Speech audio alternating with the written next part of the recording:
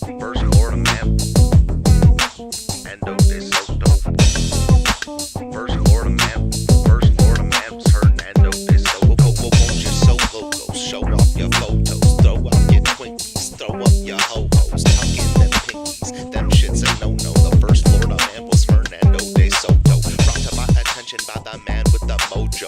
My 8th subscriber, I'm up at Goso. Jump in them Sinkies and dump them mimosos. The first Florida man was Hernando de Soto. First Florida man was Hernando de Soto. First Florida man was Hernando de Soto. Hello, everyone, and welcome to the show. Why does my camera look weird? Better? Do I look okay? Let me know if I look okay in the chat. Of course, it is Sunday. I am here. I have some news stories for you about crime stuff. I also have my beautiful co-host here, Ava. Ava, say hi to the people. She opened her eyes for you. That's all you're going to get. And of course, Xena. They're a little tuckered out. They've had a guest here with them all weekend. You know, Xena too. You saw her last night. You saw her Friday night. She went home now.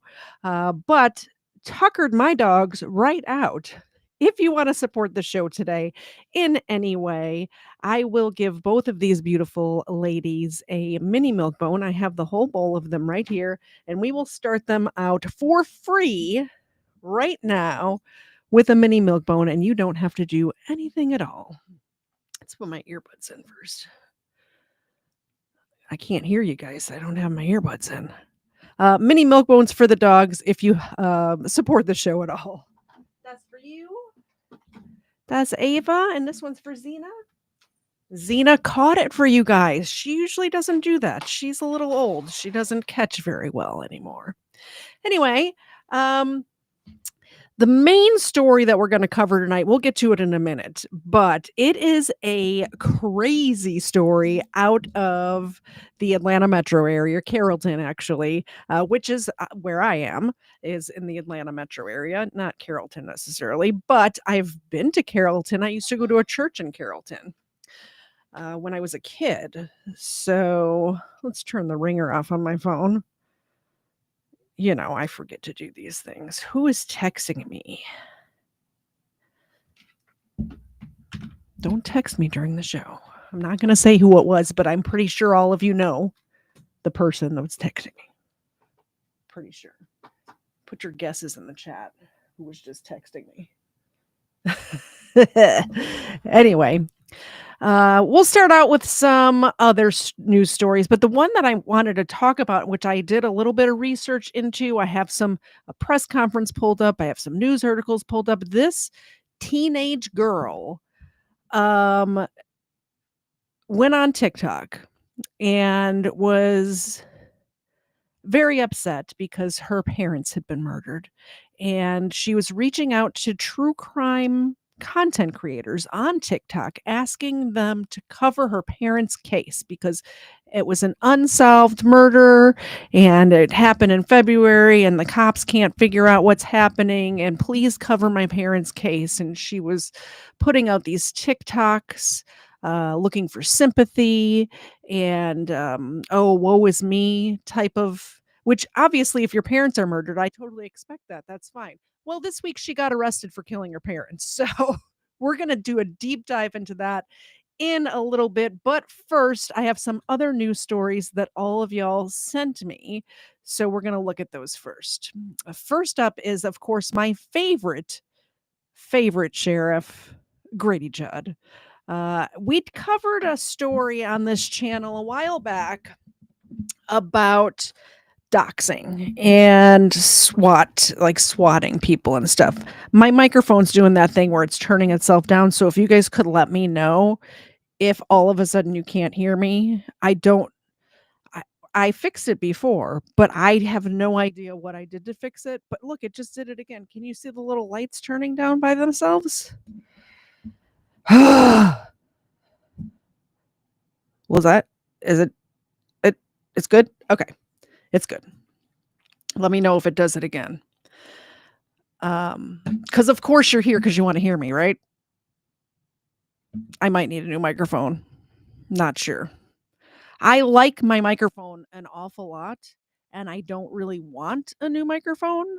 So it did it again. Dag nabbit.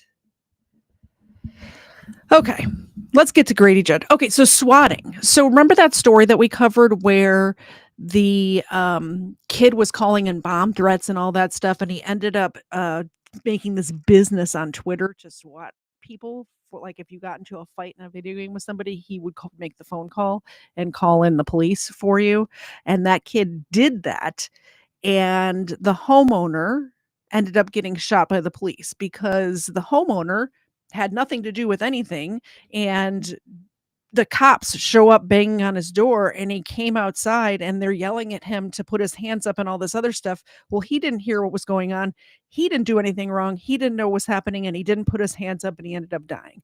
Swatting and doxing is not good, and you shouldn't do it. And here's Grady Judd to talk about that a little bit, and how really, really bad it is, and how you will go to prison, jail, prison, whatever, if you do that over words on the internet. What is wrong with people? Over words on the internet, you're going to put people's lives in danger? That's crazy. Just lie? You really think someone would do that? Just go on the internet and tell lies? Yes, they would. And here's Grady Judd. There's been so much of this crying wolf through these swatting calls that there will be a real emergency that needs a real response, and it won't get the appropriate response. And then there's always somebody goes, so, well, why don't you respond as an emergency to all of them? Because it puts law enforcement officers' lives at risk. It puts fire and EMS life at risk if they're called into the swatting incident. And it puts the homeowners at risk. Many times these calls come after the homeowners have gone to bed at night. So all of a sudden there's this big rapping on the door, and there's this police response. Well, you wake somebody up in Florida, Polk County, in the middle of the night with a big rap on the door, and it's more likely than not that the homeowner is going to have a gun in his hand on the other side of the door, which can end up a horrible event. So we go to the ends of the earth to solve these crimes, and my detectives, who are the very best, have done exactly that. This was not the most difficult one that we've ever worked, but let me share with you the arrest. Here's what makes these unique. Our suspects are 14 and 15 years of age, and I'm going to give their names, and some of you wimpy stations are going to blur it out, but just get ready to blur because I'm going to do it. I'm not blurring. They're 14 and 15, but they're committing adult crimes, and they will be named and shamed on this channel right here. And they're from one, Syracuse, New York, and Hartford, Connecticut. So I applaud our Department of Juvenile Justice for their work, because they actually extradited them here after my detectives were able to get a warrant for their arrest. So get ready to blur, you wimpy stations, okay? Here's Isaiah Reyes. He's 14. He's from Syracuse, New York. And Carderi Martin, he's 15, and he's from East Hartford, Connecticut. And let me tell you what occurred. It started on June the 4th. At about 7:50 in the evening. Our victim, who lives in the Davenport, Haines City area, was 12 years old, and he was playing a game with Cardi. And that's what he knew him as. He knew his name. These all are in the same gaming group. And for whatever reason, Cardi became mad with our victim, and once the game was over, he then created a swatting incident. He called the Haines City Police Department. Turned out it was in the unincorporated area, and Haines City sent it to us and said, you know. And people on the internet wonder why individuals who put their face online are very protective of their home addresses and their locations because of BS like this. This is not funny. This is not a joke. Like I covered in that case, where it was a similar thing. It was people got their feelings hurt over a game, and an innocent man died. The man who died was a father.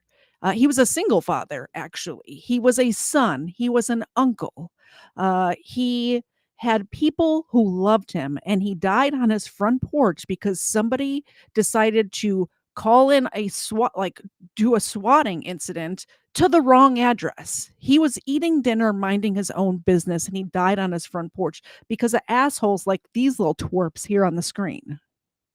There's this shooting next door. I've heard it before, but it's really bad. And my mother said to call. And they're shooting and they're shooting and they're shooting guns. So, of course, we went there and determined immediately that it was a swatting incident.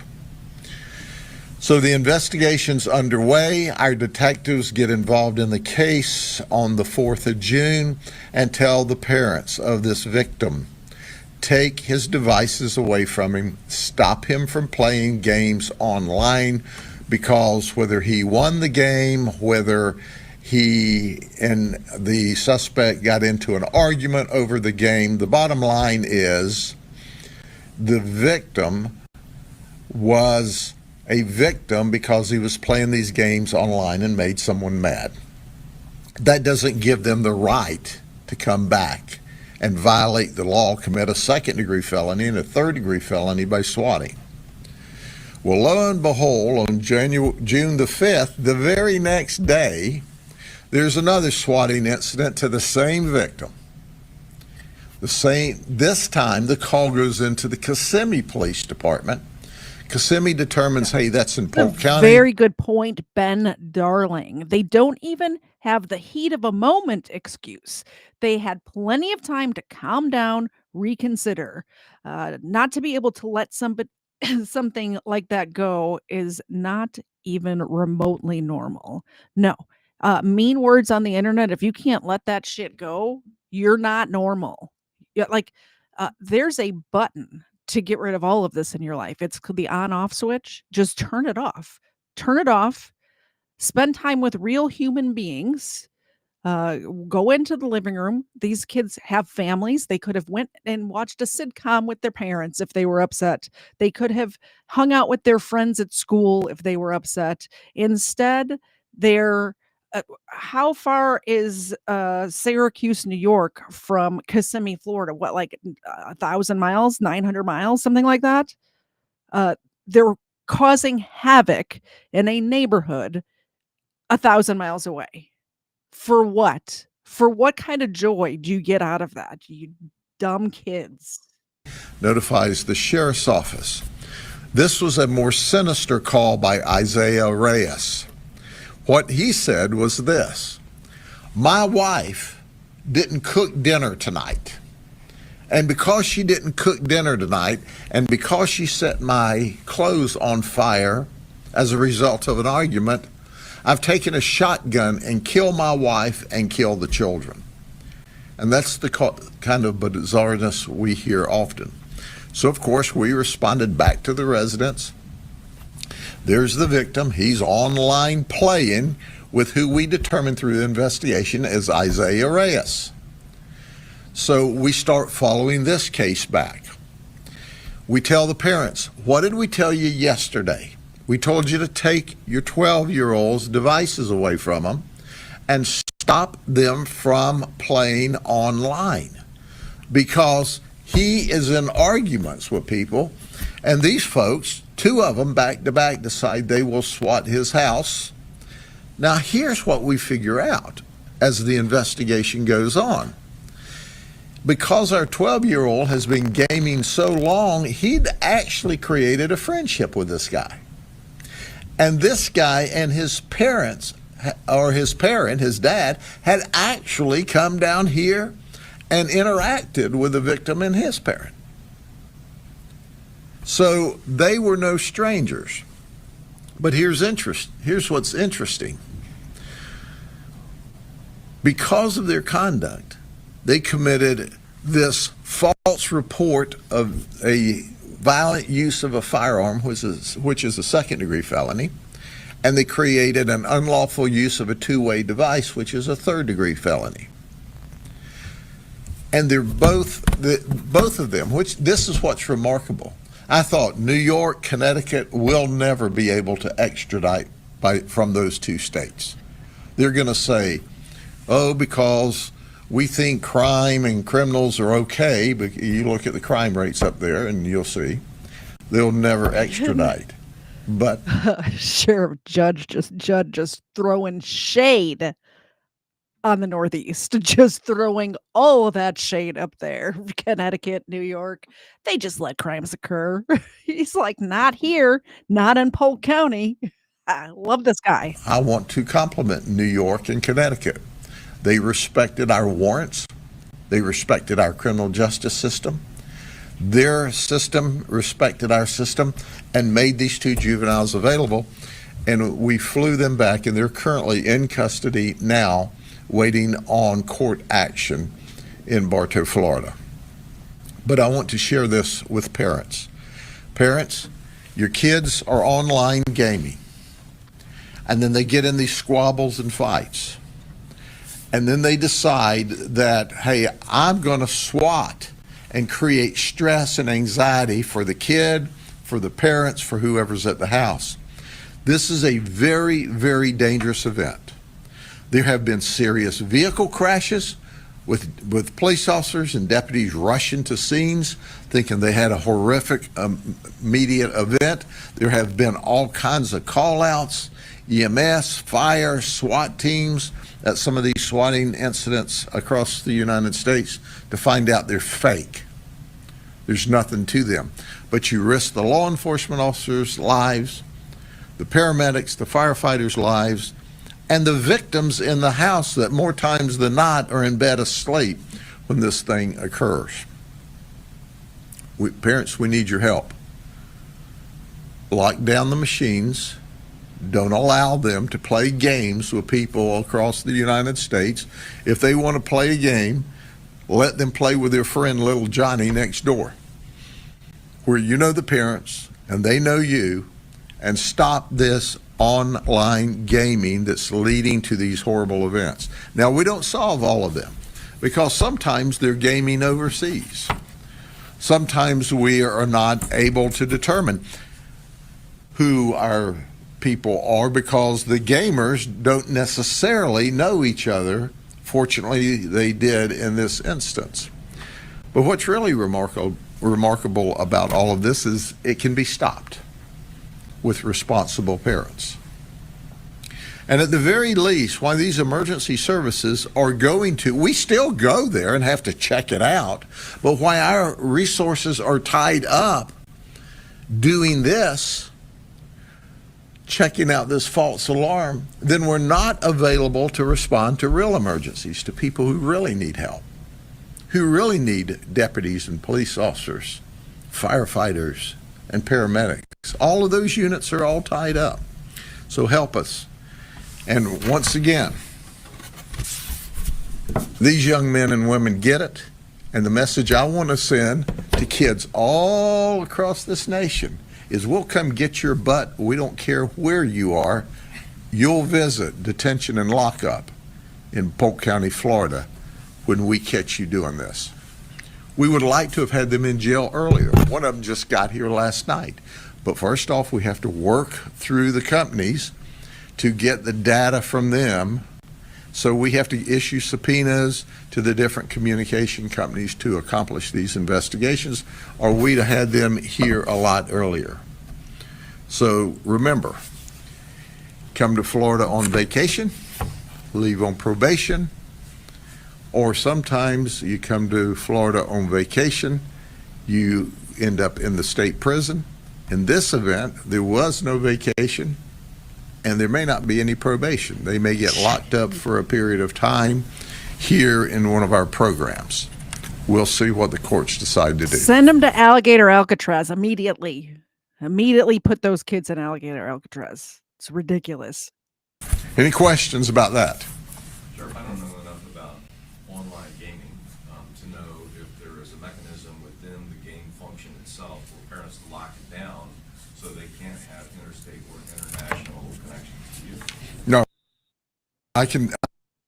Their parents have apps, and there's a way to monitor any online activity that their children are doing, which would include games.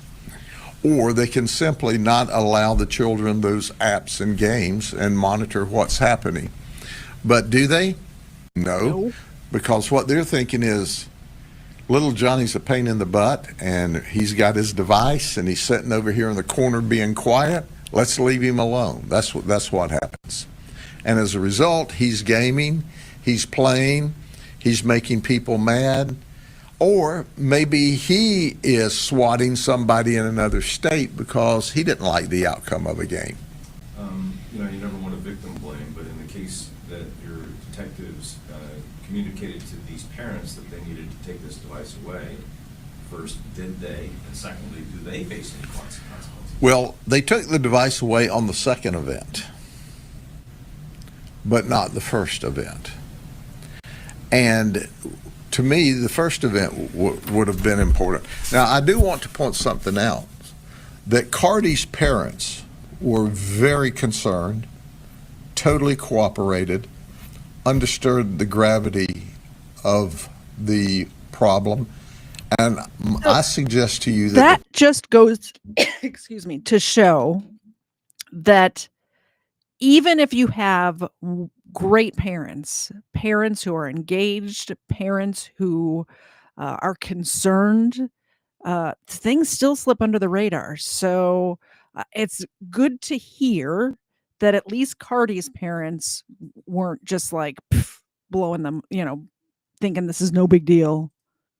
parents are going to step in, and there's going to be some appropriate conduct by the parent to hold this kid accountable at home. Isaiah Reyes is totally different. His parents were aggressive, did not cooperate at all, gave our detectives a hard time. Oh, my little darling child wouldn't do that. Ding, ding, ding. Yes, he did. And he's held accountable. But I've got a message for Isaiah Reyes' parents. You need to quit acting like a friend and a defender and start acting like a parent, or this kid's going to have a lot more problems. He's still a young man. There's plenty of time to correct his mischievous behavior, but not cooperating, not holding him accountable, and attacking law enforcement officers who's having to discipline him through the system because you don't at home, you're just a knothead, and you need to be held responsible as well. But at this time, criminally, we don't have any charges against the parents. But it's abundantly clear that they need to take responsibility and raise that young man the right way. Sheriff, how often do you guys have to deal with these types of swatting calls, and can you quantify or put a number? Yeah, we could probably get the data for you, but it would not be uncommon to tell you weekly. I mean, it's almost every week. Okay? Thank you, Judd. Anything else? Okay. Channel 10 wanted... Thank you, Grady Judd. He's going to cover another case here, which we are not. But what we are going to do is... Where is it? There it is. Can I pet that dog? No. Can I pet that dog? No. Can I pet that dog? No, he's Can I sleeping. pet that dog? Can I pet that dog? Yes, Jonathan P. You may pet that dog. Thank you very much for the $2 super chat. I did put a goal in today, which I don't normally do. I'd sometimes, like every now and again I do, but I did put a goal in today because we have a brand spanking new bag of duck feet. Obviously, if you would like to give the dogs a duck foot today, we can crowdfund that. So if we meet the goal, they will automatically get duck feet. If you want to purchase them a duck foot just individually, we'll do a $20 super chat and we will do duck feet for the doggos, but we will crowdfund that as well. Let's pet some dogs. Like, why would we not want to pet the dogs is my question. I'm pretty sure everyone is here for the dogs, not for me. Let's pet the dog.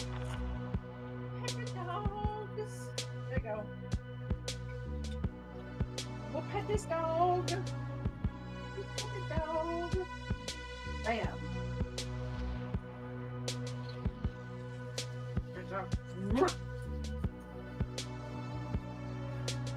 And we pet those dogs. We did it.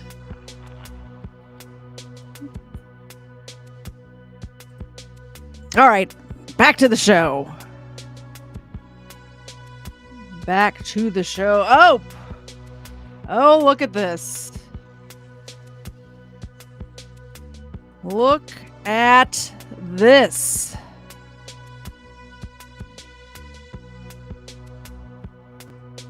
We got duck feet, people. We got duck feet. Let me turn down this news. Is the music too loud? The background music? Is it loud? Let me turn it down a little bit. It sounds loud in my ears. I don't know how loud it is for you guys. Legal Fiction gifted 10 memberships. Don't forget, if you are a member on this channel, when we do the game night, you are welcome to come up and play the true crime trivia. Oh gosh, I forgot how much these duck feet stink. We're getting the duck feet out from Legal Fiction. They're very gross, which is why they cost so much, because I don't want to touch them. Thank you very much, Legal Fiction. We just had a game night last night, and it was so much fun. I've gotten messages all day today, even from people who were just in the chat, that said yesterday's game night was a welcome relief from daily stress, and people had a great time hanging out. So definitely check that out next month. I'm going to try to do it around my birthday. We'll have a birthday party game night combination thing going. Duck feet. These are actual duck feet for the people who are new here. They like, there's webbing in here and like toenails and stuff. They're disgusting. Let's give them to the dogs.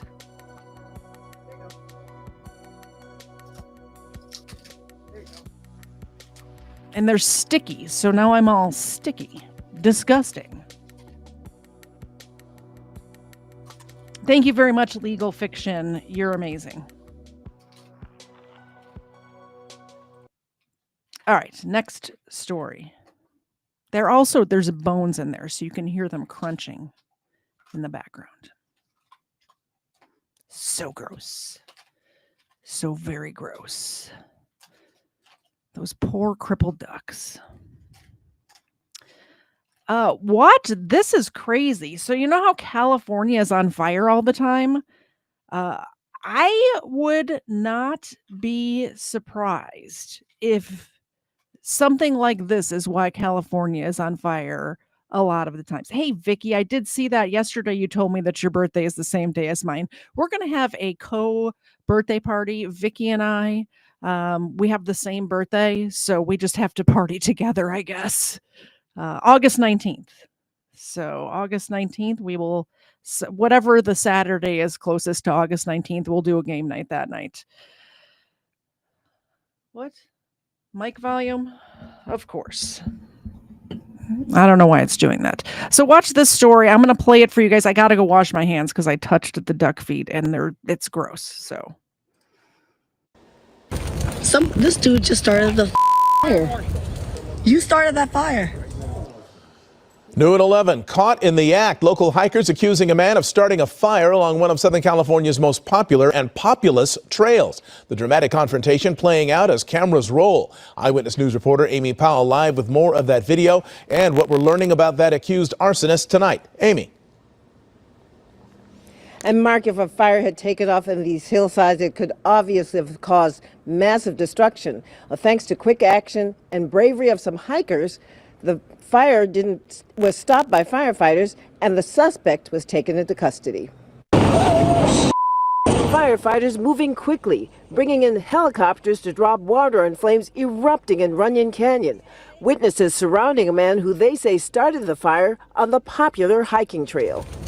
This dude just started the fire. Devon DeMarco and Scott Mitchell were out for their usual Sunday morning hike when they spotted a man running from a grassy area. Scott, a former football player, immediately started chasing the man. The guy starts running off, and then within 15 seconds, the whole tree, the tree's about 20, 30 feet, is fully engulfed in flames. And Devon is like, he lit that fire.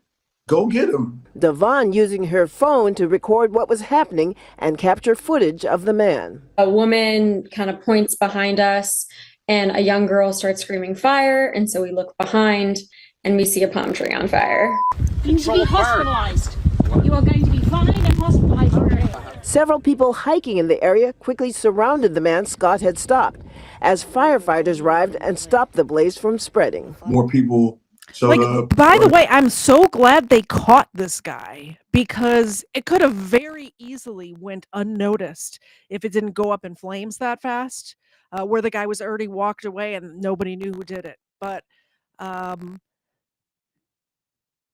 a fire in California like this not only kills people, yearly people die in fires in California, but it ruins so many people's lives. People who are just trying to live day to day have all of their earthly possessions go up in smoke. And it's not just I've been I guess victim is the right word, the victim of a flood before, where all of my memories, my boxes of memories in my basement, they're just all gone now. All of my childhood stuff, it's just all gone because of a flood. Same thing happens in these fires like this. I think that this person should be thrown in jail for a very long time, even though this did not start a wildfire. It very well could have. Throw away the key. Calling the police and calling the fire department, most importantly. I have to say it was lovely how quick everyone, just bystanders and people watching what was going on, were trying to help. Police arrived and took the suspected arsonist into custody. Devon and Scott say given the devastation that fires have already caused in Los Angeles this year, they had to take action. I think we had a moment to even think about it, but I mean, we. Real quick, hello, Frank in the chat. Frank, please, or somebody, throw Frank's link in the chat. He's just starting up his show again, and he does really great work. If you want to know about like politics and news of the day and things like that, he's got a great channel over there. Please support my friend Frank. He's an IRL friend of mine, so give him a follow. There was some anger because of what happened in January. So we kind of just didn't want that to happen again. And we don't have that suspect's name tonight, but his arrest was handled by LA Park Rangers. Reporting live in Hollywood, Amy Powell, ABC 7 Eyewitness News. Amy Powell, thank you. All right, so let's see what else I have. I think we're going to get into, actually, this one more, and then we'll get into the main topic of tonight. And the only reason I wanted to bring this one up is because, do you remember on Booze and Body Cams a couple of weeks ago, Kafar and I covered those women who were stealing like expensive bottles of liquor from behind the counter. And when the cops finally caught them, they opened the trunk in the back seat and there was just like piles upon piles of candles and hand soap, lotion, and all that stuff from Bath and Body Works. And I thought to myself, there's no way they're stealing this just to for themselves or to sell on Facebook Marketplace. There was just so much stuff. Then I come across this story, and this is out of Arizona, not Florida. That one that we watched the other day was out of Florida, but I would not be surprised if those women were involved in something like we're about to see right here. This is crazy. This is just I can't believe this sort of stuff happens. Suspects are behind bars tonight, accused of running a sophisticated, organized retail theft operation. The Phoenix Police Department has been investigating this group for well over a year and says they are linked to hundreds of thousands of dollars worth of stolen merchandise, primarily from Bath and Body Works. 12 News journalist Bianca Bono is joining us live outside the Phoenix Police Department. And Bianca, how did this operation work? Police say a Glendale couple was in charge. They would pay people to steal from Bath and Body Works, and then they turned their living room into a storefront.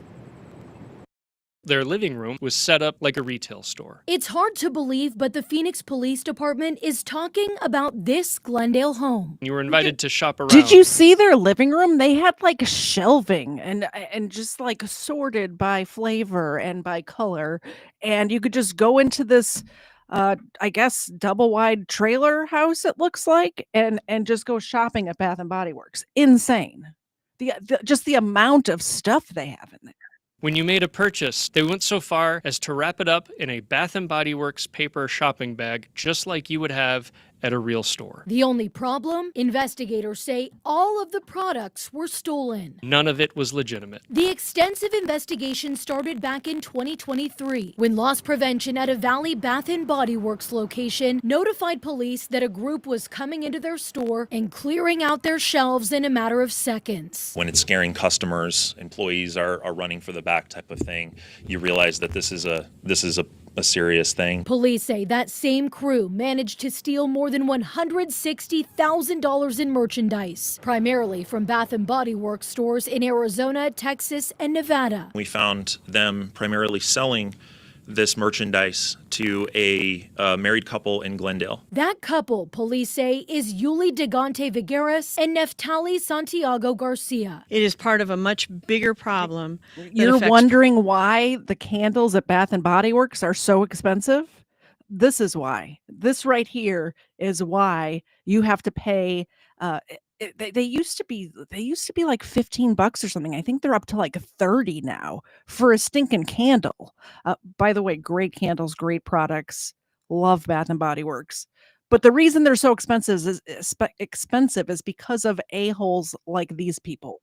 Prices, public safety, and the health of our local economies. Police say they were also working with Marcos Ortega Hernandez, who worked for a trucking company that delivered to Bath & Body Works. Officials believe he stole around $200,000 worth of cargo and was paid $72,000 by the couple for the illegal transactions. Marcos had been holding a garage sale every weekend where he would have tables full of stolen merchandise to sell. As for that couple, police say they advertised the stolen goods on OfferUp, Facebook Marketplace, and TikTok. Pues siento feo, miro su casa y pues me da tristeza. Rosa Sepulveda lives right next door and considered Yuli a friend. She knew about her living room storefront, but says she was shocked to see police show up in their neighborhood and learn that the items were stolen. Yo me quedé muy sorprendida porque se llenó como de unos 10 policías, detectives igual, entre todo. Phoenix police have arrested 7 people accused of physically stealing the products, the truck driver and the Glendale couple, warning that they are actively investigating other organized retail crime operations in Arizona. So you can either go out there and make an honest living, or you can keep looking over your shoulder wondering if your name is next on our list.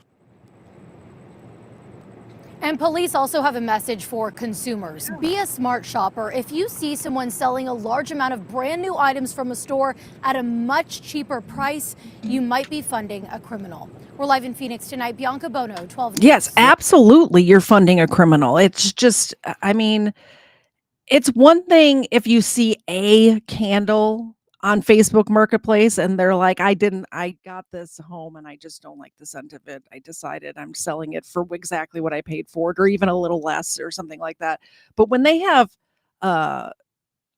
their whole living room set up as if it's the inside of a Bath and Body Works, that's a red flag. That's a red flag right there. That's the reason why you have to pay $8 for a bottle of hand soap at Bath and Body Works, because of these people. Thank you very much, Cerebral Tackle, for the $5 super chat. That's 1 of 10. You guys are funding a duck foot for the doggos. When I work loss prevention, we had teams of women that would come in and pair up.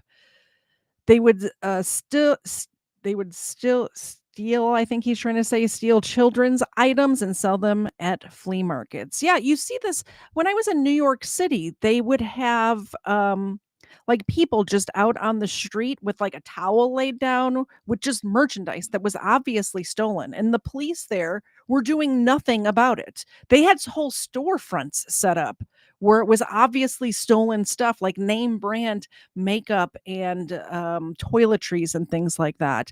And the police were doing absolutely nothing about it. Just open air markets of fencing stolen goods. Insane. Let's get the dog some treats. Thank you very much, Cerebral Tackle. There you go, Ava. And for Xena back there in the back row. That was a bad throw on my part.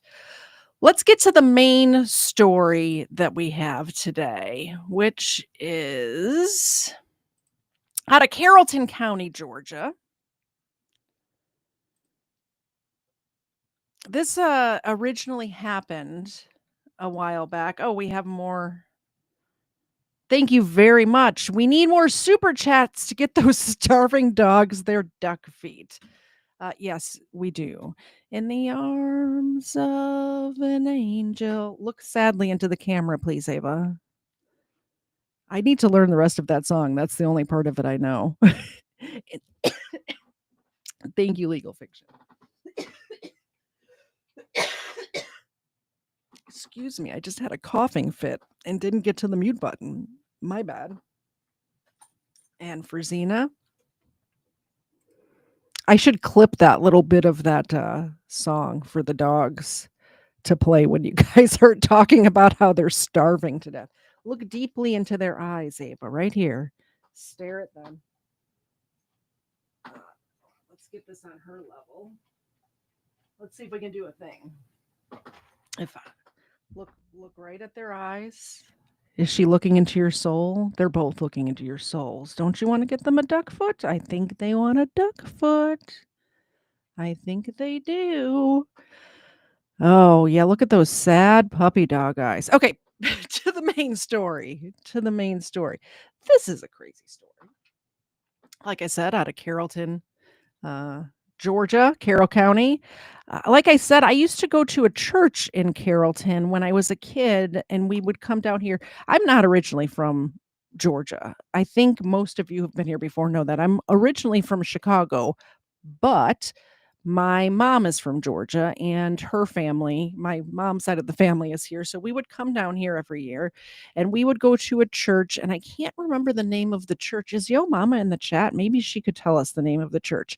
I remember the priest's name was Monsignor Regan, and we'd go to a church in Carrollton, and he it might have been St. Francis, but the reason I think that is because he was very big into animals, and he had like an animal rescue at the church, and there was just all sorts. There was goats and little ponies and horses and peacocks, and just you would go to this little tiny church in the middle of the country. It was like on the countryside back then. It wasn't as developed as it is now, and I used to enjoy going to that church very much when I was a kid. Super chat from Cerebral Tackle. This is an FU to voice text, and because I want to pet those dogs, and because the doggy addiction, I started Duck Feet Are Crack. Duck Feet Are Crack. And yes, you may pet those dogs. Can I pet that dog? No. Can I pet that dog? You Can I no. pet that dog? No, Can he's I sleeping. pet that dog? In the arms of an angel. Let's do this. Maximize. There they are. Hold on, let me get the words off of her eyes. Thank you very much, Cerebral Tackle, for the $5 super chat. I will pet those dogs. You will pet I will pet the dogs from you. Okay, you gotta back up, sweetie. Back up. There you go. To pet the dog. Can I pet that dog? There you go. There you go.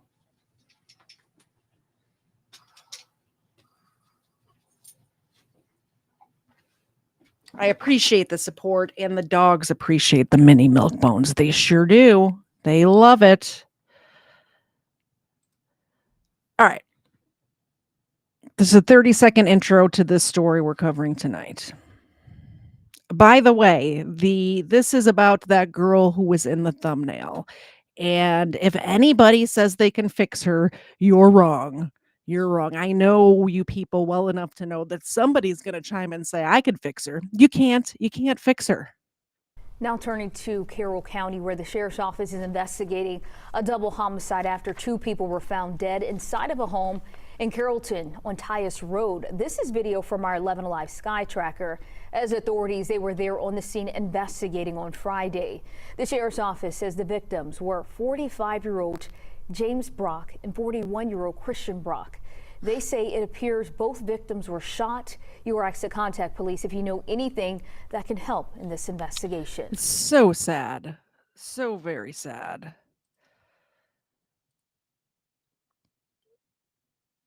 And here's another one.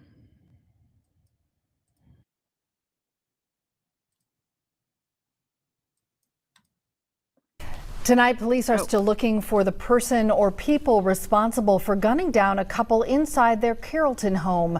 The Carroll County Sheriff's Office says deputies found the husband and wife early Thursday morning. Our Chase Howell. Oh, UA12 says, I tune in for all 3 of you. Tank 2. Is Tank your dog?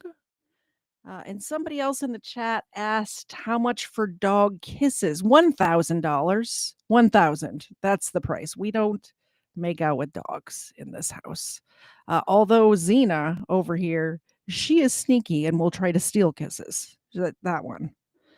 Yeah, I think $1,000. That I might give them kisses for $1,000. There you go. Thank you so much. And we have a membership renewal. Member for 2 months, not a criminal. I didn't think you were. Oh, that's the name of the membership. Mark cannot fix her. Absolutely not. Mark cannot fix her. Oh. Xena just got robbed. Did you see that? Ava totally stole that treat from Xena. That's not for you. It's for Xena. You got to be faster than that, Xena. Okay, back to the story. Thank you so much for all of the support, all of you. It really makes my heart swell with love when you guys actually support the channel, because I love doing this and I love that you like it enough to support the channel. And you don't have to support the channel monetarily. You can hit the like button or share it with a friend who you think would enjoy this type of content. I would appreciate that as well. Chase Howell is in the newsroom tonight after talking with the couple's family. And Chase, there were actually kids inside the house when all of this happened. Do they have any idea here why someone would do this? They don't. I mean, there was nothing taken from the home. There wasn't any forced entry. And according to the family, they had no enemies. It hurts to know that somebody would walk in their house and shoot them. Held tight in Dennis and Linda's hands is a picture of Kristen and James Brock, the 2 found shot and killed in Carrollton early Thursday morning. You know, if it was of natural causes, you would maybe feel differently. But to go this way, it's really tough. Dennis is Kristen's dad. He says his daughter and James have been together for close to 10 years and were raising 3 kids. The 5 and 16-year-old waking up to find both of them shot to death in their bed. She went into the bedroom, and because she, I guess, assumed that my daughter Kristen would have been up by this time, and she went to wake her and she grabbed her hand, and she said her hand was ice cold, and looked a little further and realized that she was deceased, and she dialed 911. Dennis says this whole situation is bizarre. He says the 2 were extremely active in their church, and James was waiting for a heart transplant. And not just that, but nothing in the house was missing, and there were no signs of a break-in. If there was something they wanted in the house, they could have taken it, and they probably would never woke up. But for some reason, they wanted them dead. And I want to know why. Since the shooting, Carroll County deputies have been at the house nonstop, trying to piece together who killed Kristen and James. He told me they're going to, if they have to turn over every blade of grass in the yard, they're going to do that to find something to go by. Now, for those of you who may be just learning about this, the Carroll County Sheriff's Office has ruled out murder-suicide. So that means investigators believe the 2 were murdered.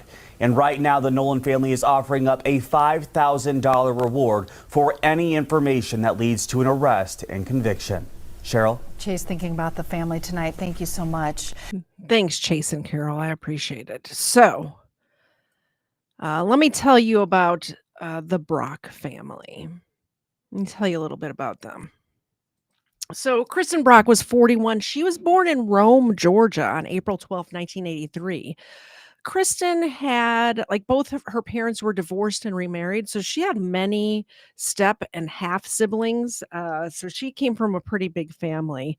Her first husband, Donnell Patrick, she had one daughter with him by the name of Sarah Grace Patrick. That's who's on the thumbnail, Sarah Grace Patrick. And they also had a son named Donnie. Had a co-parenting relationship, but it was a little strained, more so than the other half of this family, which we'll talk about now. We're going to talk about James Brock. He was 45 years old. He went by Jamie. My nephew actually is James and goes by Jamie. So I think that I had never heard of that when I lived up north, but maybe that's more of a southern thing to go by Jamie. Anyway, he was born in Forest Park, Georgia on January 1st, 1980. Jamie's mom and two of his brothers passed away, both of his brothers at a very young age. So he only had one like blood family member left. His sister Kimberly was his only family. So she came from a big family. He just had one sister. Jamie's first wife was named Tiffany, and they had 3 sons together, Tristan, Trenton, and Joseph. And then after he was divorced from Tiffany, he had a girlfriend, a long-term girlfriend named Jennifer, and he and Jennifer had one son together named Jaden. And now this half of the family had great co-parenting relationships. So he had great relationships with both Jennifer and Tiffany, and they shared custody, and they were very they would have really great communication, and you've seen families like this before where some of them it's just like grinding metal against metal to get things done in a co-parenting relationship. And then you have these other ones that even though things didn't work out between them, their relationships are still all filled with love, and the children all feel love. And that's this side of the family. So Jamie and Kristen started dating in 2017, and they got married back in December of 2023. And they had one daughter together named Jaylee Brock. She was 5 years old. She's 6 now, but at the time that this took place, she was 5.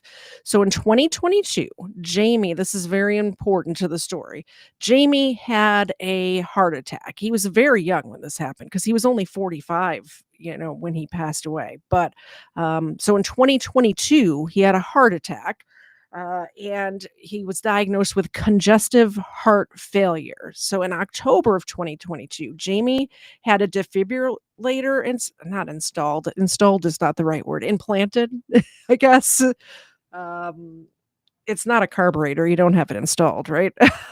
He had a defibrillator implanted, but unfortunately, his body rejected the defibrillator. He had several more surgeries, including an LVAD surgery, which is a left ventricle assist device. And basically what that is, it's a mechanical pump that helps your heart circulate blood when your heart is too weak to do it on its own.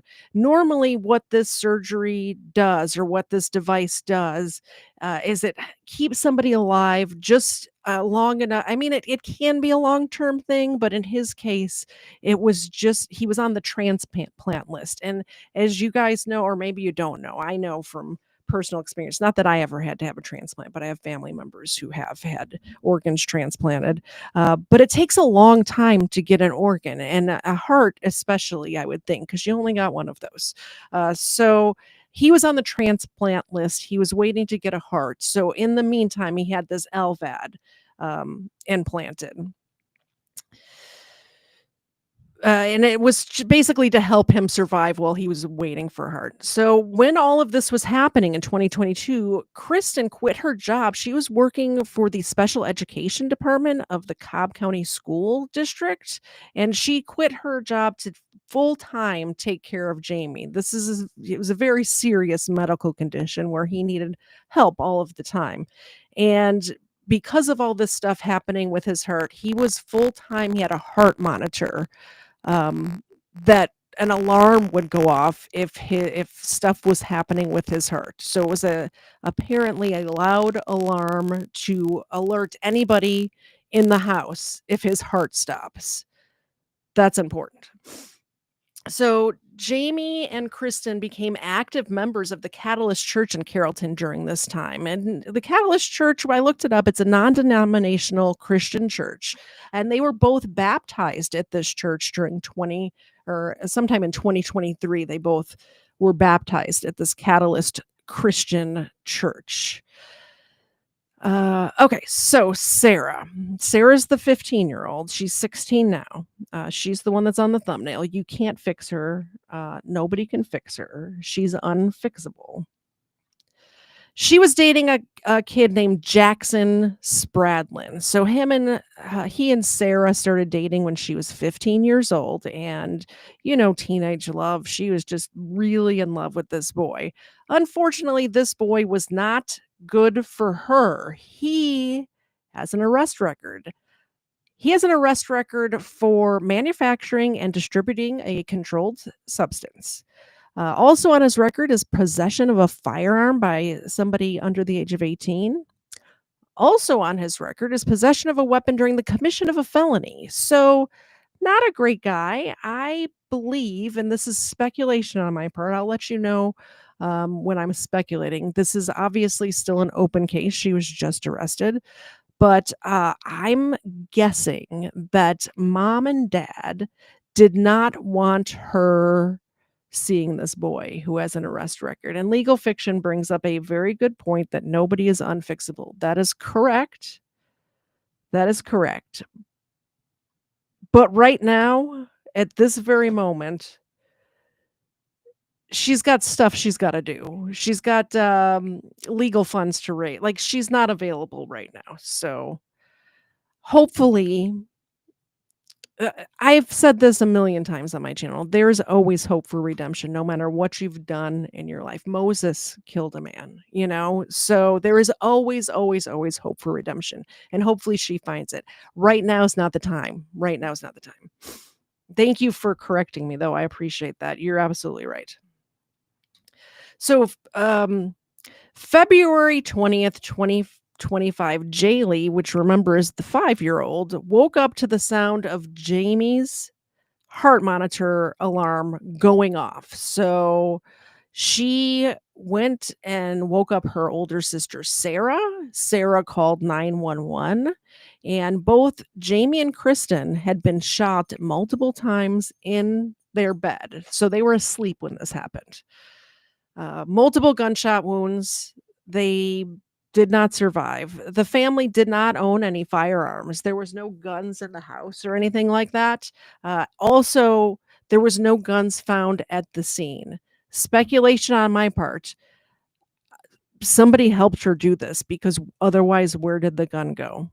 That's speculation on my part. Hopefully we find out during the trial, and also hopefully they live stream the trial so we can pay attention to it together. We'll see. There was no forced entry into the house. There was no broken, locks, windows, anything like that. But one of their doors was left open a crack. Like when the cops got there, it was open. So I don't know if it was open because they opened the door because the police were on the way or what. But that is something that that was said in the report or whatever. And nothing was stolen. So this is not a robbery gone wrong. Who the heck knows? So Sarah stood up at her parents' funeral and did a eulogy. Let's take a listen to that. And what was said by one of her relatives after the fact, They said they thought it was odd, and I think it was a cousin on her dad's side that said this. I could be wrong. I watched a lot of stuff about this today, but they said she sounded like she was crying, yet no tears were coming down her face. Like she wasn't actually tearing up, but she made the sounds as if she was crying. Let's see if we can hear that. Oh, I'm not sharing. Share this stuff. Yes, share that. Click the buttons, Katie. I got this. All right. I just wanted to say goodbye to my mom and Jamie since we never got the chance to. I was so used to you guys always being here to the point that I never once thought to imagine y'all not being here. I didn't have a single clue how much I needed y'all until now. For James, thank you for all the life lessons you taught me and for being the best bonus dad ever. Your heart will finally be healed in heaven and neither of y'all will be in any pain anymore. Although that gives me so much comfort, your fight was not supposed to end there. And for my mother, everything we went through does not define what kind of person or what kind of mother you were.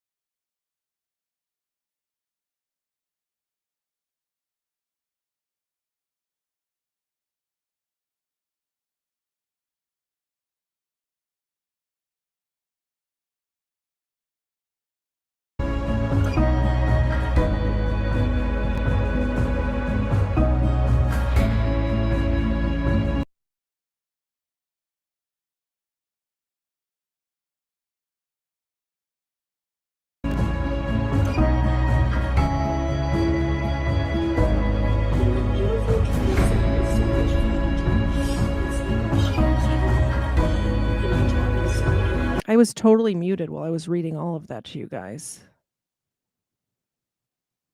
Yeah. Yes. I know. Muted. I get it. I'm sorry. You guys know the rules. I talk with my mic muted. It's because I had to blow my nose. I muted to blow my nose for your benefit. I talk with my mic muted. The dogs get an extra treat free of charge. I don't make the rules. I just work here. Do you want me to go back and read that to you guys, or did you read it? I'll just go from here on. Family members say they grew uneasy with Patrick's behavior, especially at the funeral. James' niece, Dawa, claims Patrick's online statements changed over time and that she did a crying voice but never shed a single tear. The niece also claims she immediately saved a video of the eulogy, adding, "I knew one day everyone..." I didn't read fast enough. Go back.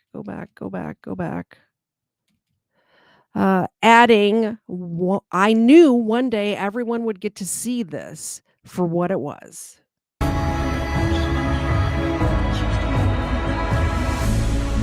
Carroll County's sheriff spokesperson Ashley Husley told News Nation it seemed odd. It was more like a speech.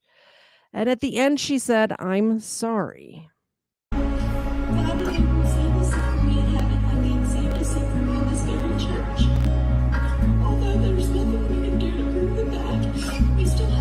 Was that "I'm sorry because I may have done this," or is it "I'm sorry because I was upset during this eulogy"? We may never know. I think we will know. Therefore, when someone tries to tell you anything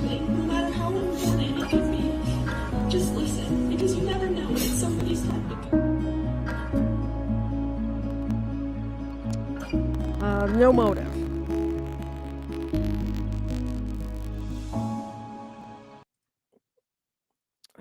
Share this tab instead. What? No, just let me. There it is. Okay. Oh no. Let me disable my stinking ad blocker. Hold on a second. Pause for this site. There we go. Okay. Sarah Patrick, 17, was living with the couple when they were found shot dead in their home, authorities say. Carrollton, Georgia. Nearly 5 months after a Carroll County couple was found shot dead in their home, investigators announced that their 17-year-old daughter has been arrested. Authorities announced Tuesday that Sarah Patrick is accused in the death of her mother, Kristen Brock, and stepfather, James Brock. She's facing 2 counts of murder and 2 counts of aggravated assault. Patrick turned herself in earlier in the day, accompanied by her father, after learning there was a warrant for her arrest, according to investigators. She's been charged as an adult. Is it going to play? Come on, internet, you can do it. Come on, internet. We got this. Well, now we want to bring this to you. A teenage girl charged in the killing of her mother and stepfather. The Carroll County Sheriff's Office says that 17-year-old was taken into custody this morning in connection with that February double homicide. 11 Alive's Galat Malama joining us live outside the Carroll County Sheriff's Office. Galat, what are investigators saying at this hour? Investigators say this is a sad and horrific case, charging a teenager with the murder of her mother and stepfather after 5 months of combing through evidence. This is 17-year-old Sarah Grace Patrick. She's charged with 2 counts of murder and 2 counts of aggravated assault in connection with the February 20th murder of her mother and stepfather, Kristen and James Brock, in their Carrollton Tyus Road home. The Sheriff's Office Public Information Officer Ashley Halsey didn't single out a single piece of evidence or turning point in the case that led investigators to the teen, saying they have, quote, mountains of evidence. Sheriff's investigators work with the FBI, Georgia Bureau of Investigation, and private forensics labs. As for Patrick's motive, Halsey says investigators are still speaking with her. Halsey says the teen turned herself in this morning after the sheriff's office told her they had warrants for her arrest. Her family's been very cooperative. I can't imagine as a parent her father brought her up here this morning. She turned herself in. I can't imagine what he's going through, so my heart goes out to him as well. The sheriff's office is still investigating what might have been going on inside the home to lead to such a tragic outcome. And the sheriff's office says that their prayers are with the family and that young daughter who was inside the home as well when this happened. The investigation, though, is not over. The sheriff's office says that more arrests could be coming. Live in Carrollton, Gulat Mohammed, 11 Alive News. We also asked them how this accused teen may have gotten that gun. Right now, the sheriff's office says they cannot tell us that information, but we will stay on top of this, and we will continue to follow all of these breaking news stories. You can download the 11 Alive News app to get real-time updates sent straight to your phone. All right. I have the press conference, too. Oh, no. Okay. As you all remember... So, this is the press conference from Carrollton County, Georgia. And keep in mind, since this happened, they've had the GBI on it, and they've also brought in the FBI. So I'm not sure how this girl thought that she was going to get away with this. It's just crazy. What's striking me about this case, not that somebody killed their parents. This happens all the time, right? It should not happen. Your parents raised you, and from what I can tell in this home, at least, her parents loved her and supported her and was there for her and just didn't want her dating a criminal. This is all alleged. This is still not adjudicated, right? So what I'm saying is it will come out in trial. And I could be wrong, and I will let you know when I'm wrong, right? Let's listen to the press conference. Remember, I recognize many of you in this room that did come out on the scene that fateful day on February 20th. Sorry, I missed a super chat because I was all up in my feelings over this homicide. Thank you very much, Legal Fiction. Halfway to duck feet. Yes. Halfway. 5 more and we get the duck feet out. 5 more. Please, for not only everybody else's sake, but for your own sake, walk this world spreading joy, not hate. It is so good for your mental health when you do that. Spread joy, not hate. If I could express anything to you, everybody that can hear my voice right now, joy is better for your mental health. Let's give the dog some treats. Spreading joy through mini milk bones, one milk bone at a time. Thank you very much, Legal Fiction. Ava appreciates it. Zena also appreciates it. Zena, can you catch this? She did not, but she didn't get it stolen from her at least, so that's good. I appreciate you very much, good sir. Legal Fiction just out here spreading joy.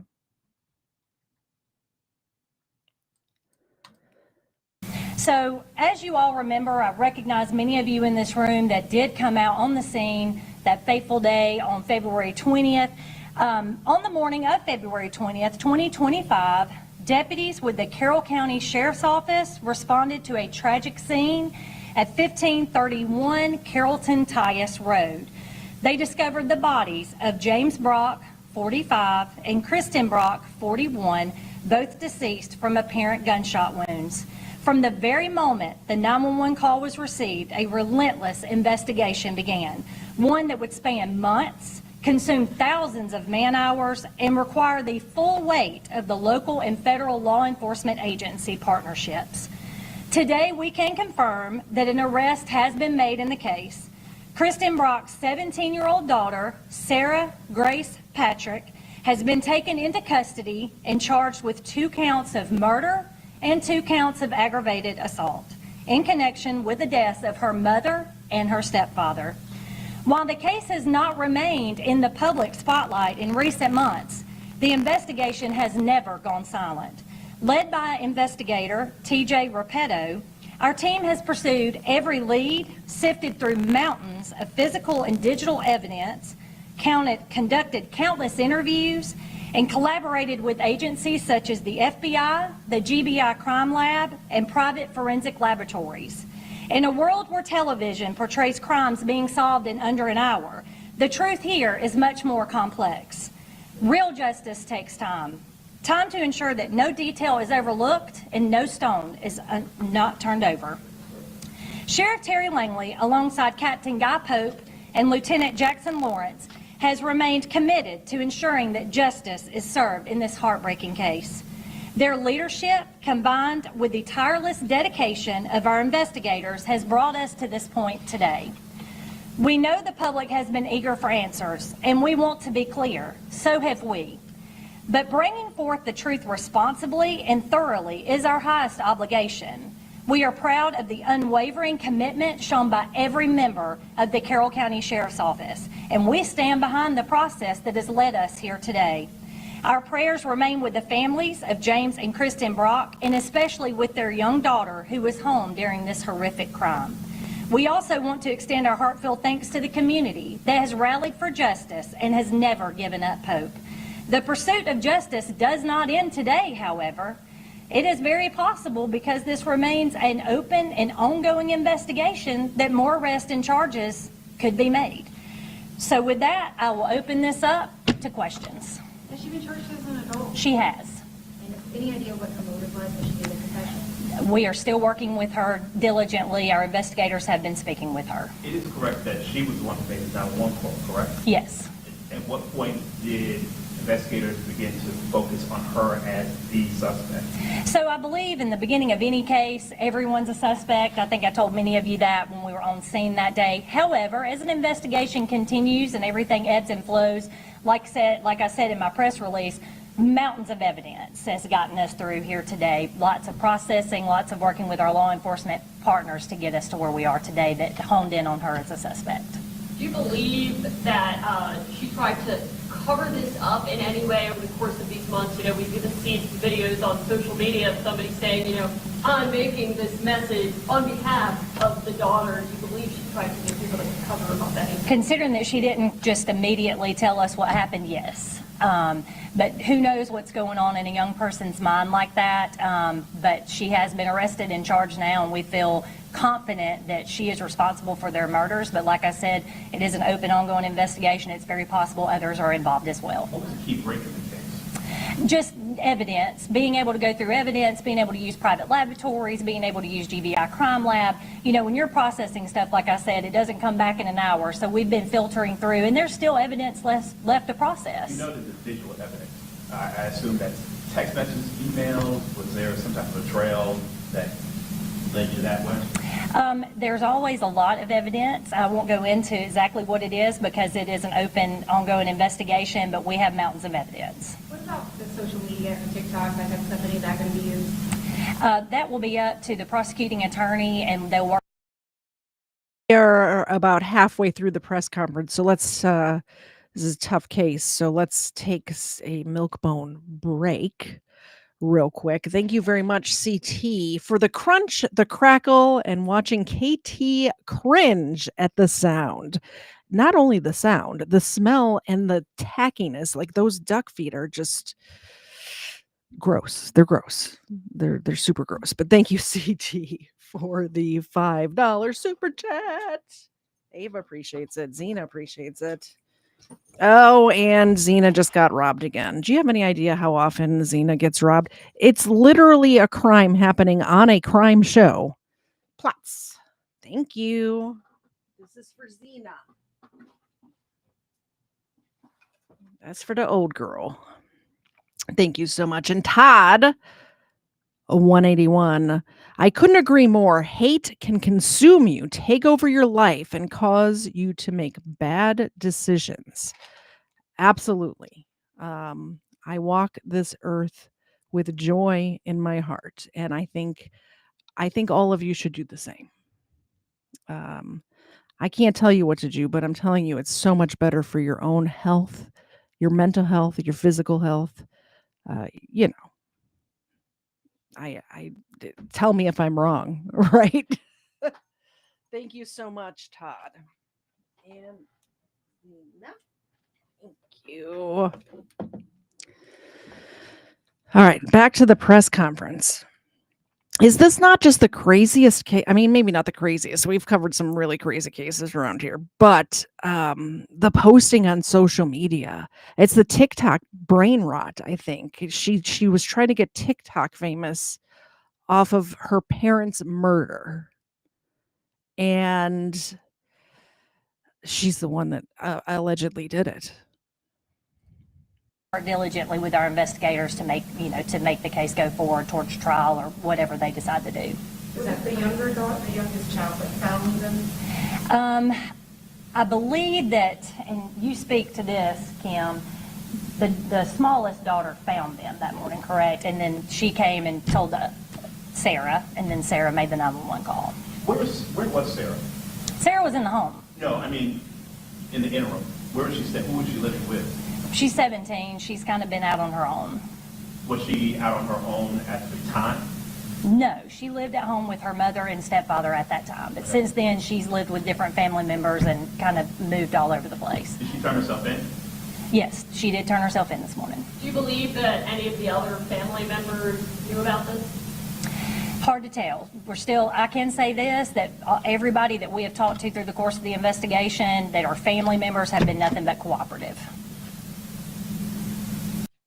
I would appreciate you if you would just stop thinking about my body parts. It's very gross and creepy. I'm married. I don't want to have anything to do with you. You're disgusting. Go away. Anything else? Did you do anything after the murder during the investigation that you guys will use in your Like I said, we're still kind of putting all the pieces of the puzzle together, but I can tell you what led us here today, and that's the evidence that Sarah killed her parents. Did she say why she turned herself in? She turned herself in because we notified her she had warrants for her arrest. Did you have any previous charges, any previous calls to that house regarding? Not that I'm aware of. Not regarding her. Not that I'm aware of. Did she seem remorseful? I have not been personally with her or interviewed her, so I could not answer that question. I was going to shock part of her family as well. Did you get any kind of, were they shocked? Surprising? Like I said, her family's been very cooperative. I can't imagine as a parent making, her father brought her up here this morning, she turned herself in. I can't imagine what he's going through, so my heart goes out to him as well. You talked about the family. I know they've been trying their best to keep this in the forefront. Yes. I know you guys are working behind the scenes. Yes. I guess it takes, especially for a case this big, it takes a lot of time to make sure the I's are dotted and T's are crossed. I mean, Yes. you speak to that because they've been seeming like on social media that they were frustrated, but it takes a lot. Yeah, and we understand. I mean, if you don't work in the law enforcement field, like I said, CSI's kind of tainted us where, hey, something happens, it's done in an hour. This is not the case. I mean, and not only that, don't you want the right person arrested? So that's why it takes so long. These diligent investigators took their time. We've got the person that we believe orchestrated this and committed this horrific crime, and that was played through the part of evidence, and that's not something that's processed overnight. Do you know where the weapon was obtained from? I can't speak to that right now. Still investigation. Say that again? Younger child, how old is She is 6 years old now. she? Did that text you ever? She's staying. By the way, can we just bring up the fact, if this is proven to be true, what's happening with this young woman? She let her 5-year-old sister go through the trauma of finding her parents shot to death in their bed. Unimaginable, if true. Unimaginable.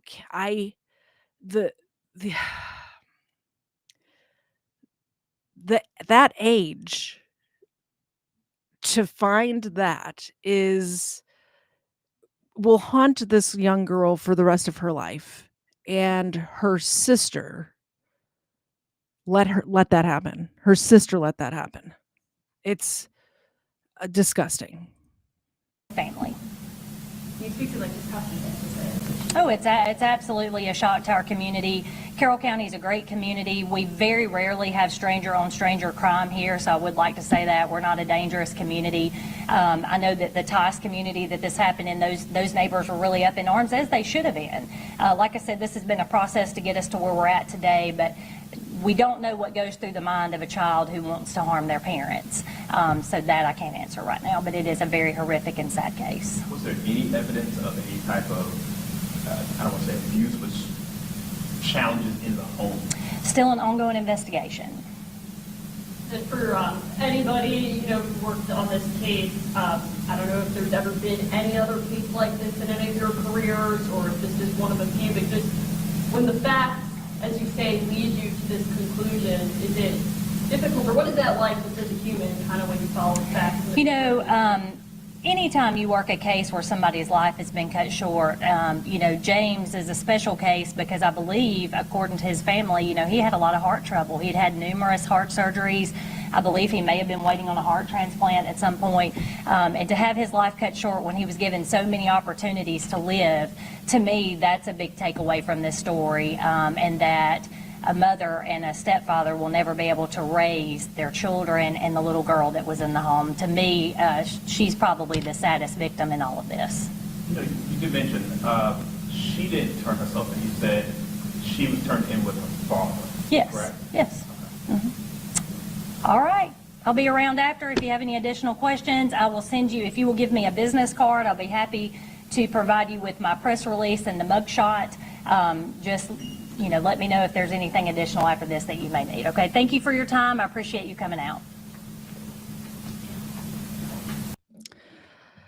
Oh, so that's not the creepiest part. I mean, that's a very creepy part of the case, right? But I think what makes this case stand out is the wanting TikTok fame, wanting to be TikTok famous off of a crime you allegedly committed yourself. Georgia teen charged with killing of her mother and stepfather. Earlier this year, the 17-year-old is accused in connection with the fatal shooting of the couple in February. Sorry, no sound. This is the Massive interest online among true crime. This is a sample of the TikToks that she was putting out since February up until the time of her arrest. The posts pull at your heartstrings. One after another appearing to show Georgia teen Sarah Grace Patrick crying after authorities back in February said someone shot and killed her mom and stepdad, Kristen and James Brock, in their Atlanta area home. Rain and thunder, the pain I'm under. This video showing what appears to be her mother's remains in an urn. Another includes a link to a GoFundMe. On the screen, I just want my mama. Tonight, a stunning update from Georgia investigators. Let me rewind that a little bit. I want to read whatever that post said.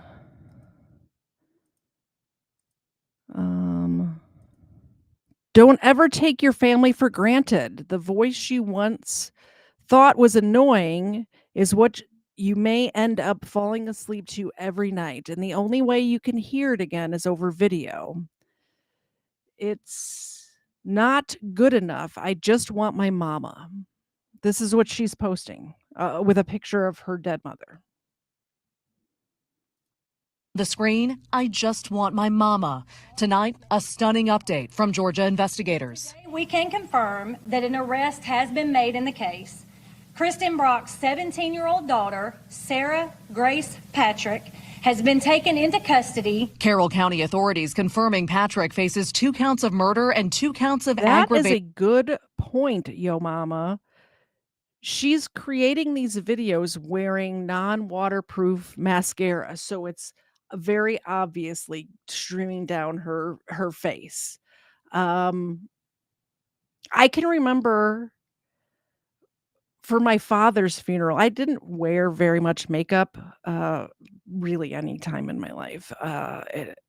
Now I put makeup on to do this so I don't scare you all. But I had to go out and buy waterproof mascara to go to my father's funeral because, I wanted to look nice and dress up and all of that. But she's purposely putting on non-waterproof mascara to make these TikTok videos. It's evil. Carroll County Allegedly, if true. Authorities confirming Patrick faces 2 counts of murder and 2 counts of aggravated assault. The recent Central High School graduate being charged as an adult, authorities saying her dad brought her to turn herself in Tuesday. She turned herself in because we notified her she had warrants for her arrest. Authorities remaining tight-lipped about any theories on a motive, but saying they have a mountain of physical and digital evidence and crediting collaborations with the FBI, the Georgia Bureau of Investigation's crime lab, even private forensic laboratories. Video online shows Patrick delivering eulogies for her mom and stepdad. I was so used to you guys always being here. I didn't have a single clue how much I needed Joy until now. The Carroll County Communications Director asked by reporters if they believe she covered up the crime. Considering that she didn't just immediately tell us what happened, yes. But who knows what's going on in a young person's mind like that. It is an open, ongoing investigation. It's very possible others are involved as well. The case sparking massive interest online among true crime enthusiasts. One claiming the teen reached out in the months before her arrest looking for help catching her parents' killer. Why would you ask me to cover a case where you are going to get arrested for taking your parents' lives? We spoke on the phone and we spoke via text. This woman, who calls herself a family friend, posting last month that Patrick didn't hear anything on the night of the murders except she did hear James's LVAD machine, which is his heart machine that kept his heart pumping. She did hear that alarm going off throughout the night. Sarah commenting on that video that she heard the alarm 10 to 20 minutes before going to bed, but said it was faint due to background noise. It's unclear tonight if she has an attorney. Her father posting this quote on Facebook Saturday saying, "To my daughter, never doubt your place in this world. I see you, I believe in you, and I'll always be in your corner." He told NBC News via phone, "It's just how I feel about my daughter." He said he's brokenhearted, adding it's just too early to speak without an attorney. And, quote, "All I can really say is she's innocent until proven guilty." And Maggie Vespa joins us now. I mean, Maggie, listening to that Georgia investigator saying, and I'm quoting here, that this is an open, ongoing investigation. She also said possible others could be involved. I mean, what are people that live in the area saying about this seemingly stunning development?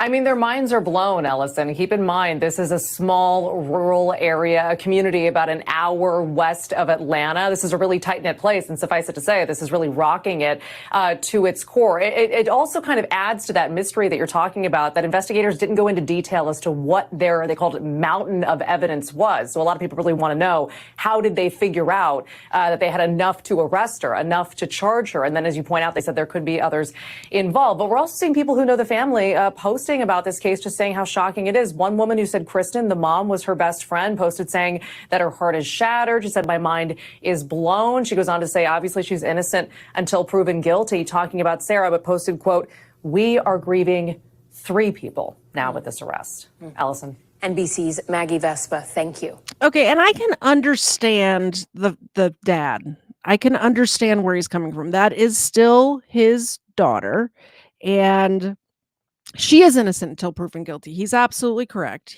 She is innocent until proven guilty, right? I imagine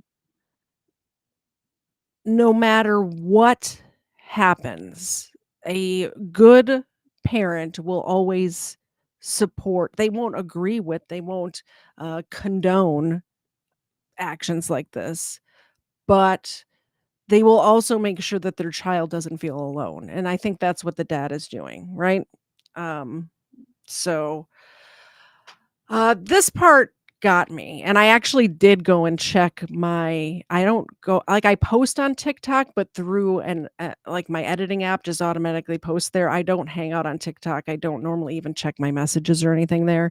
But I did go on TikTok and check my messages just in case, because this alleged psycho was reaching out to true crime content creators to ask them to cover her parents' case in between February and now when she got arrested. She was reaching out to anybody who would listen and say, I'll come on an interview with you. I will, please cover the case. It's an unsolved murder. Please, please, please cover my parents' case.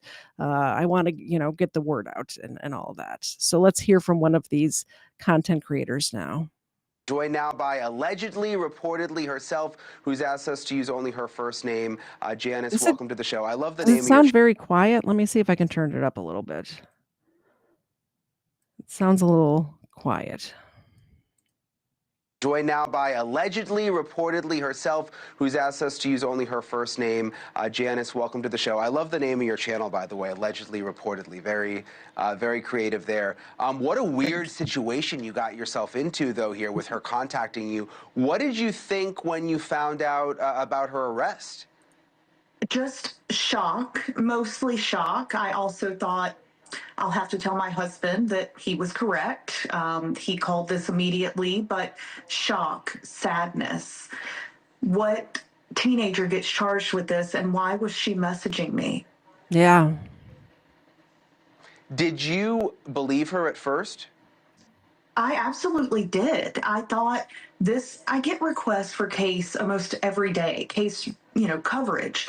So to me, this is just a teenager who is going through a horrible moment, and I want to help her. I want to cover this, and maybe someone that knows something will say something. That's always the hope.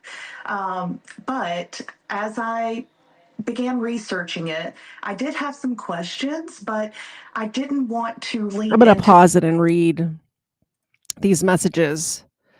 Kristen and James Brock, they're my parents.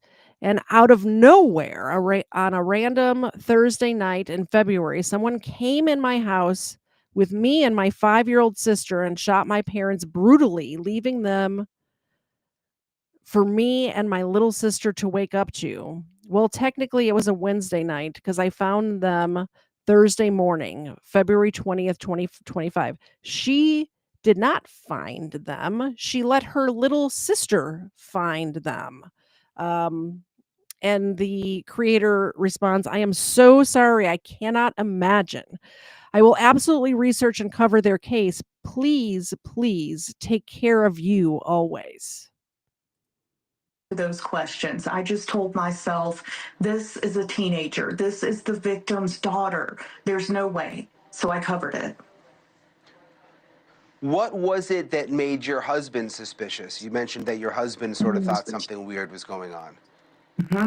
The no forced entry, her description of it, which I have not shared publicly, I have only shared that with the lead investigator so far. But as soon as I read him, her initial messages and her email, he said she did it.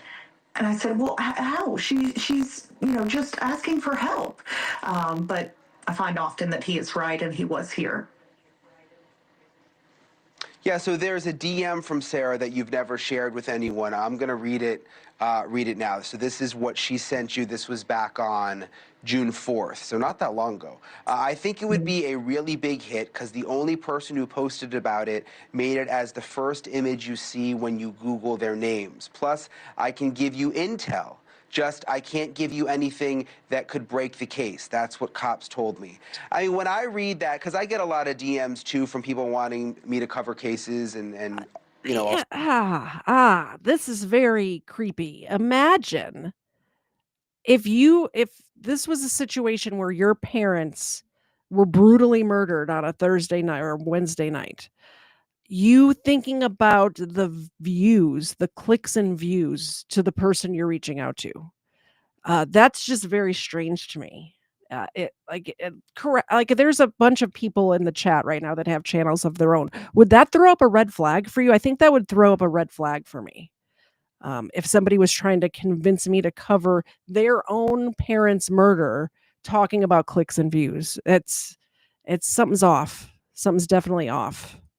Sorts of things. But the fact that she said, I think it would be a really big hit, just to me is kind of strange. If she's the daughter of these victims, this is her mom, why is she concerned about what would get clicks or be a big hit? Like, did you think that was weird? I did, but then I told, maybe I can be a bit naive, and I always want to think the best of people. That can be a good and a bad thing. But with this, I thought, well, maybe I just don't understand the way teenagers think anymore. Maybe they are always thinking about views, and they're always in this social media mindset. But that did strike me as odd, but I still, even if some things were odd, I did not think to myself, she took the lives of her mother and stepfather. But I guess looking back, hindsight, maybe I should have found it even stranger than I did. Yeah, you know what? Now that you say it, I actually agree with you. I probably would have second-guessed it, too, and thought, well, maybe she's just a teenager. She's going through something. Who knows what she's thinking? Do you think she was doing this and messaging you and wanting you to cover the case because she wanted attention and almost like fame out of it? Or do you think she thought that that would be like almost a cover-up if she, got you to think that it wasn't her? Yeah, I think there's a few possibilities. At least in my brain, I am not in her head, but maybe she thought if it came out that she was asking people to cover this, that would make her look innocent. Maybe she wanted to hear this story retold, kind of like we've heard in the past where criminals will ride back by the scene of the crime because they want to relive it. Was this a digital version of that? Or I think the least of the worst possibilities is, was she, by June 3rd, when she messaged me, getting such a guilty conscience that her messaging people was the one way that she could kind of get it off of her chest in a way? I have no idea. I am not the only one she reached out to. Even Mama Tot, which if you've ever been on TikTok, you've probably seen her. She reached out to her. So the why behind reaching out to all of us, I am very curious of. Yeah, that's what I was going to ask you. I was wondering, do you have any idea how many in total she reached out to? I have seen at least Mama Tot, which that is twisted for different reasons. I've seen Jade Talks. There's at least 3 others besides me that I've seen that have shared their screenshots and showed where she was messaging them. So it wasn't just me. It wasn't just one.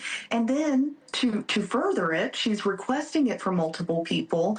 And then it seemed that she was finding every video and replying to comments.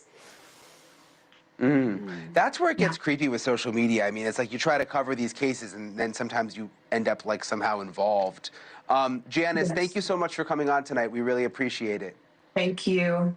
Thank you for watching. Subscribe below and download our News Nation. Okay, Chris Cuomo, calm down. So what do you guys think of this case? Is it something that we should cover again once it goes to trial and things like that? I think so. The reason I ask you all is because it happened in my community. So I am obviously very interested in it, right? Um, and I just want to make sure that that is everybody. You know what I mean? You guys are the channel. Everybody watching right now, you are the channel. So I want to cover things that you want to hear about. I really wish that this YouTube channel made enough money to where I could quit my job, to where I could go sit in the courtroom every day and cover it. That is not the case. But if I was a full-time content creator, this case piques my interest so much that is something I would definitely do, especially since it's not that far away and I could get there fairly easily. I don't know. We got to end with something that is a little more lighthearted than this, right? And by the way, we are 3 super chats away from Duckfoot time. So we're 3 away. The show is almost over. Let me know if you guys want those duck feet. Let me know if you want it by super chatting $5. Let's see what else I have pulled up. Well, let's read the chat a little bit first.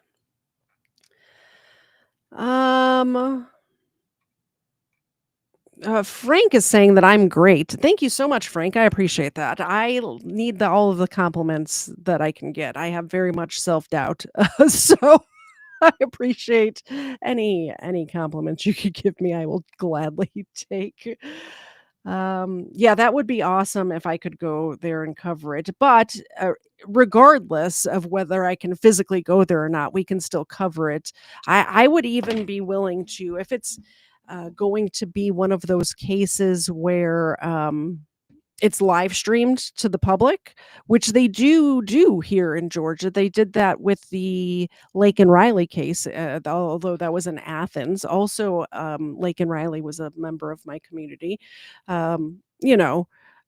I could do a short nightly stream every night, just covering what happened that day in the trial. I could do that and still do all of the work that I need to do at my real job, right? Frank is willing to come up and help. Really? Frank, the great and powerful Let's Be Frank, is willing to help me cover this story. Is that a collab you guys want to see? I think that'd be great. Legal fiction. Hippo character repeatedly points to the streamer while chanting, "Get good." What? Get good. What does get good mean?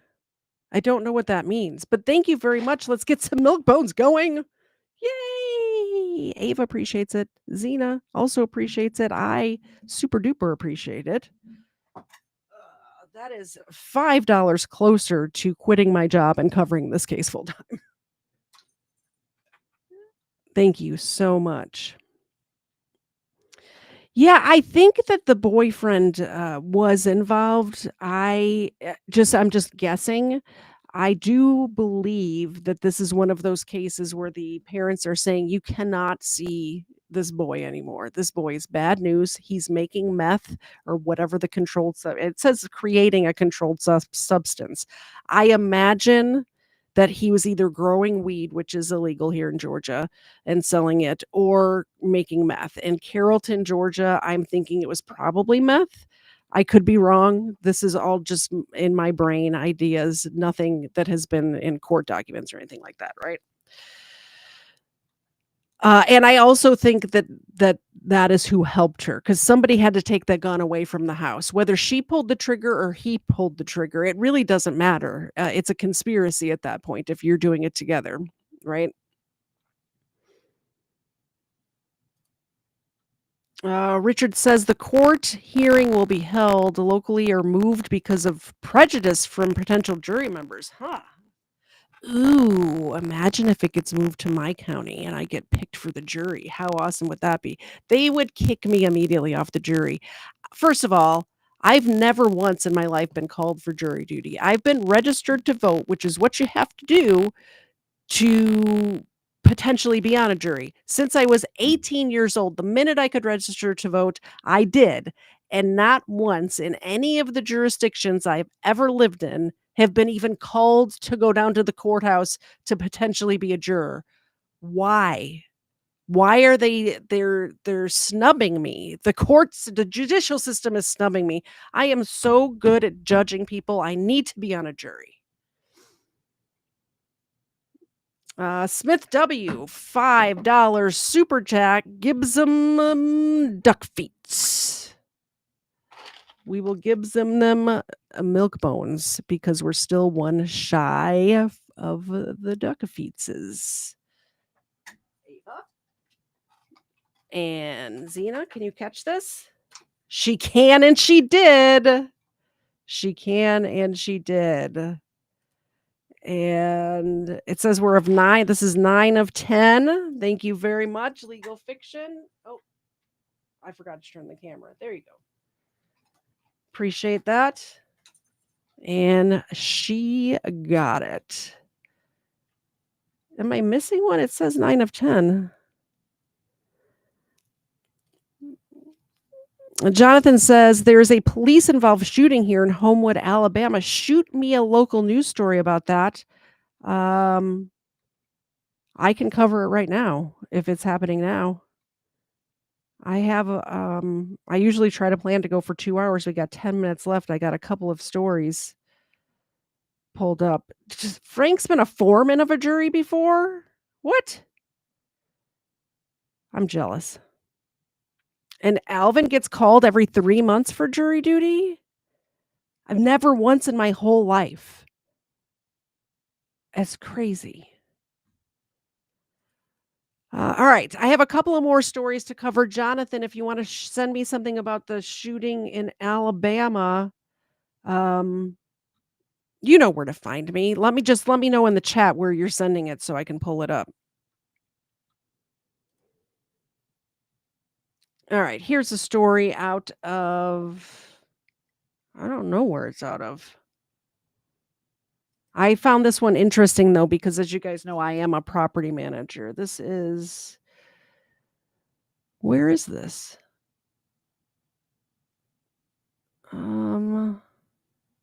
It's saying the name of apartment complexes. Columbus, Ohio. This is Columbus, Ohio.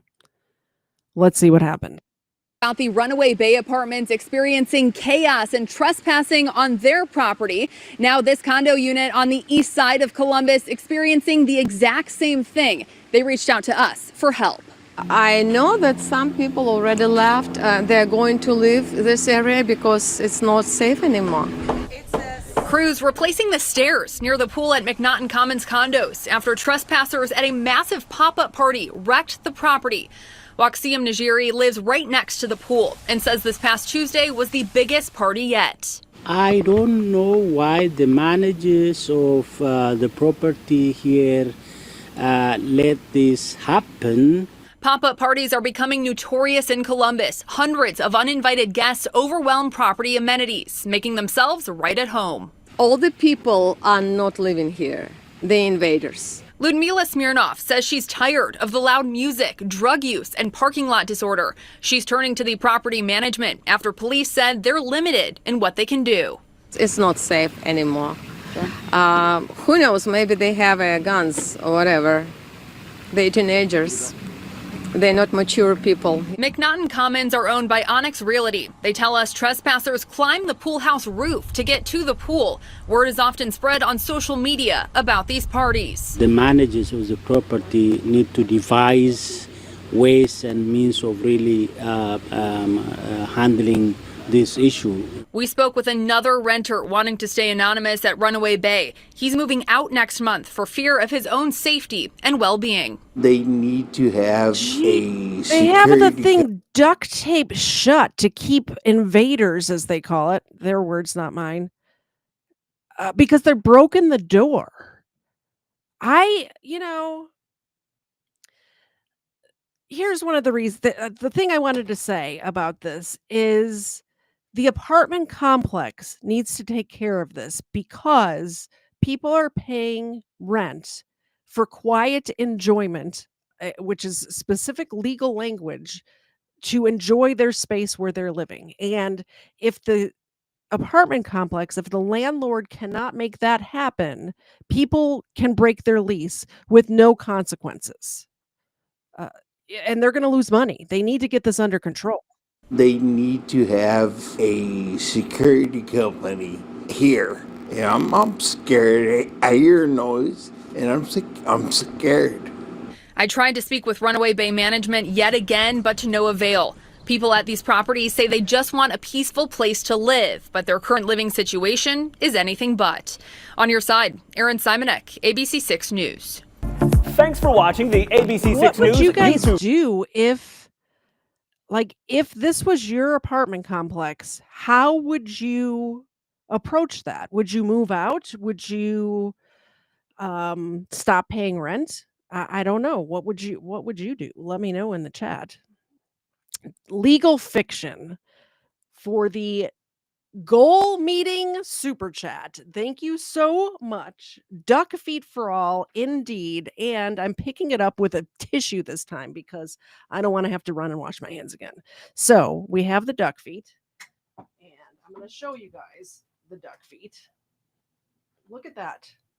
Look at how gross that is. Do you see this? Are you seeing this disgusting? This is all Cerebral Tackle's fault, by the way. Right here. Cerebral Tackles. There's like it's a webbed duck foot. Ava, you need to plots if you want this. Plots. Good girl. 1 duck feet for Ava. Yep. And she's leaving with it. She's out of here. Can you guys hear the crunching? 1 for Xena. Thank you so much, Legal Fiction. Here we go. They're still stinky. Ugh, so gross. We met the goal. That's very exciting. Thank you so much, Legal Fiction, and everyone else that did a $5 super chat. I appreciate it very much.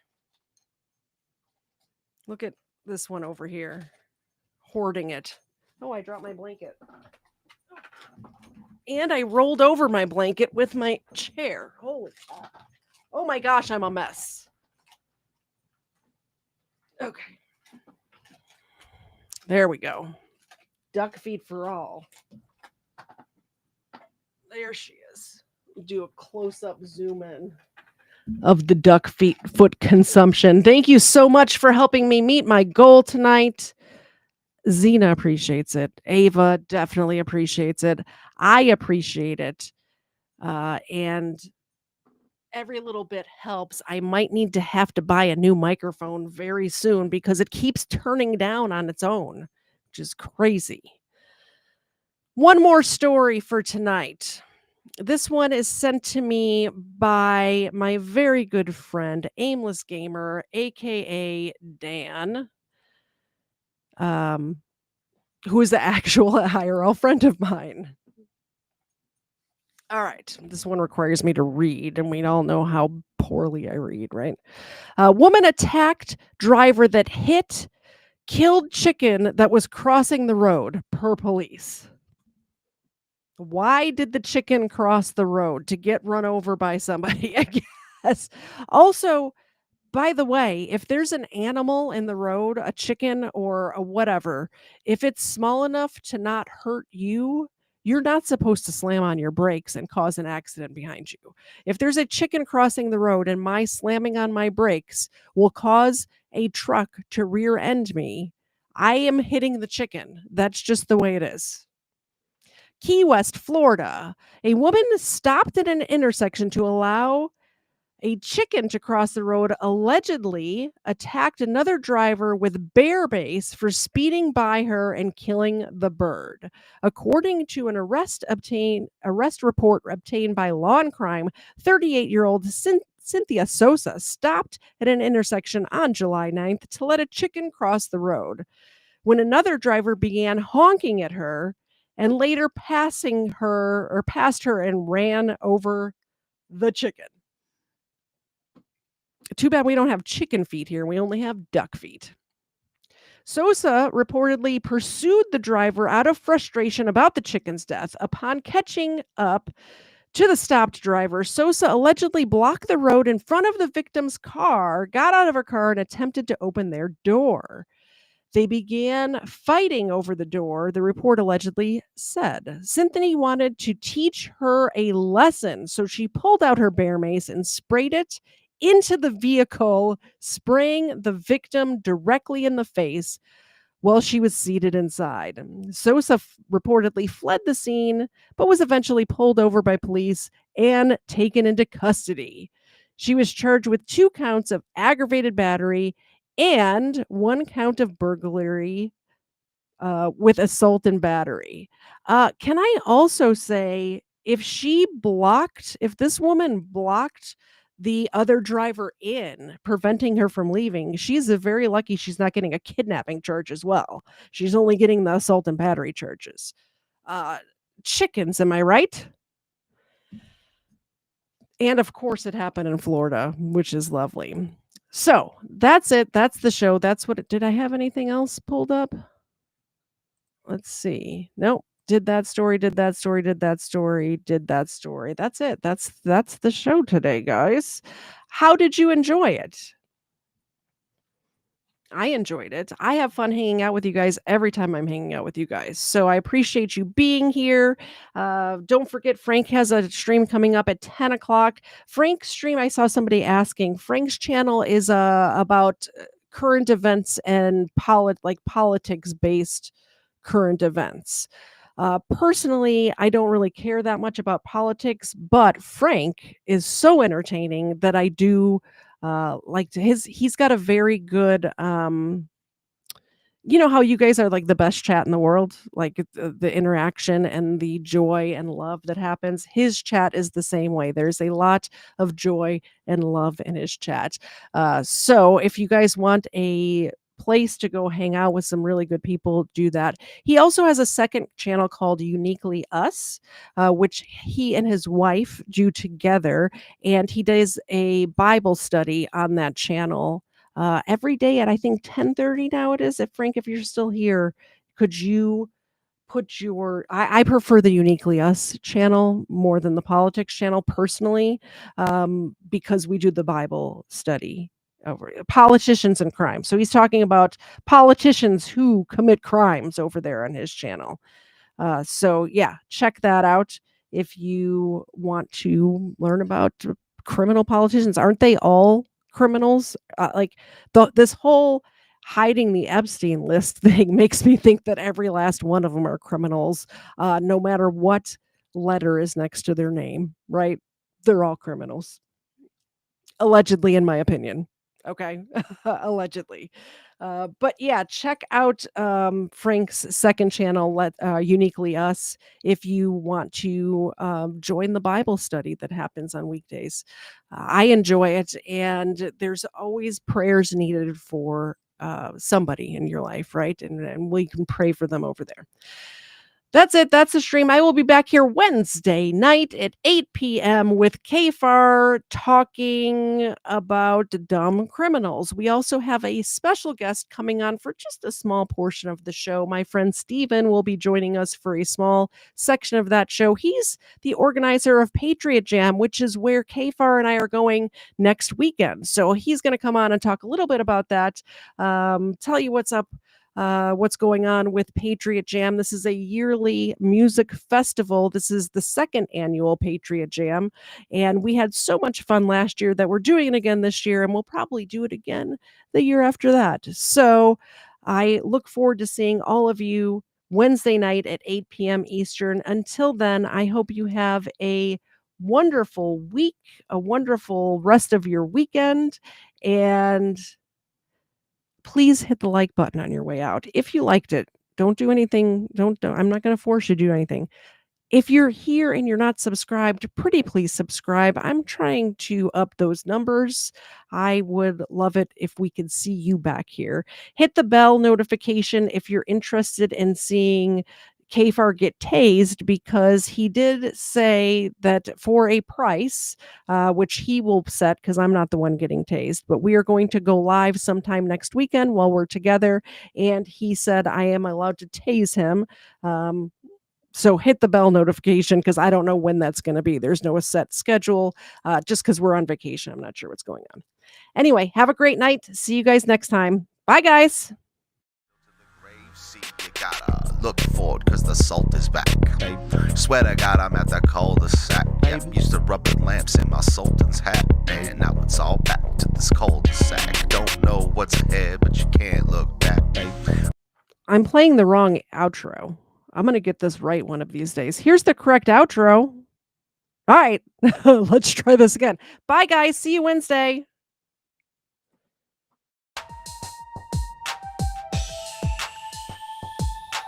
First Florida man was Hernando de Soto. First